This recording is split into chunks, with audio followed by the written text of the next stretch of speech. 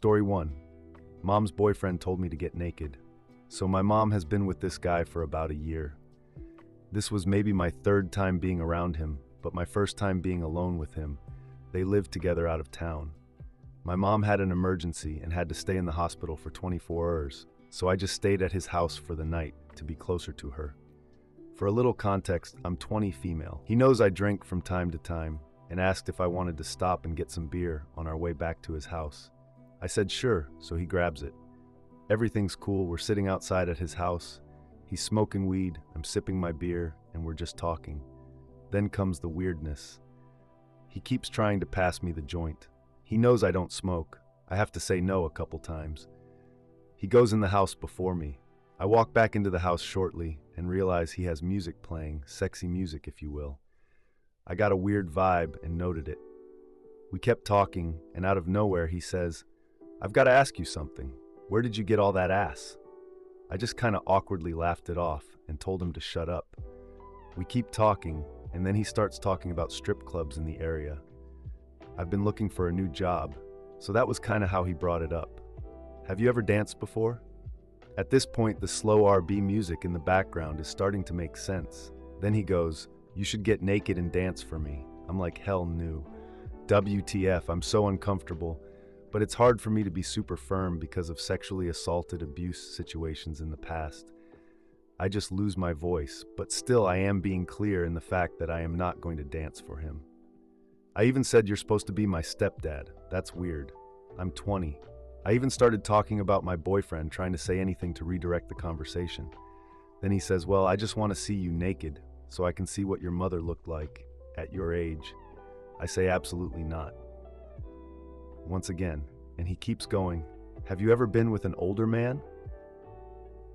So you're not going to get naked and dance?" At this point, he can see that I'm uncomfortable and says he's kidding, whatever, nothing else happens, and he goes to bed. I couldn't sleep. I was holding on to my pepper spray all night long. All I can think is that he wanted to get me drunk and take advantage of me. The next morning, he apologizes and says he got too high. He was kidding, and he's not that type of person, etc. I just say it's fine and end up telling my mom the next day. I felt like she needed to know because I know none of that was a joke. He was serious, and God forbid I would have actually got naked and danced for him. We all know what would have happened next. My mom confronts him about it, and he gets pretty defensive and tells her it was a joke as well. He sends me a shitty apology text. My mom is excusing his behavior, saying he has a dark sense of humor and crap. She's pretty much mad at me for making it such a big deal. I feel extremely unheard and disgusted that it's all being wrote off as a joke. That was a 30-minute conversation of him trying to get me naked, not a joke. Do you guys think I'm valid?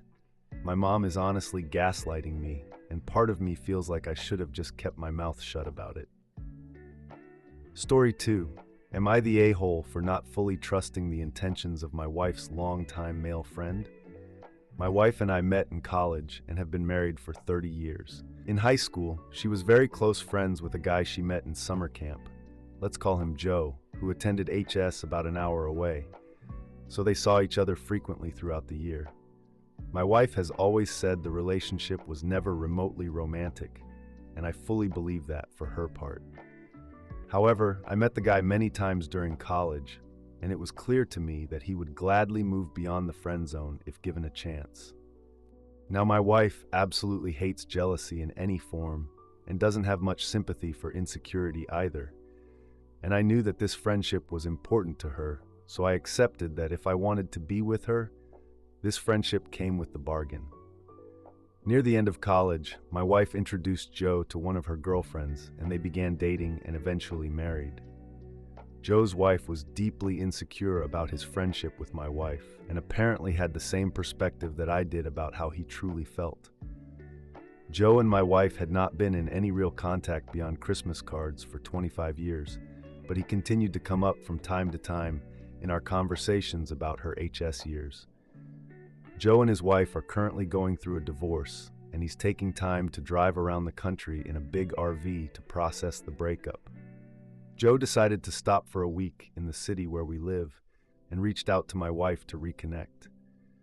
She was very excited about this, And while I was somewhat ambivalent, I trust my wife 100. Joe has been to our house a few times, and they spent a day together sightseeing in the area.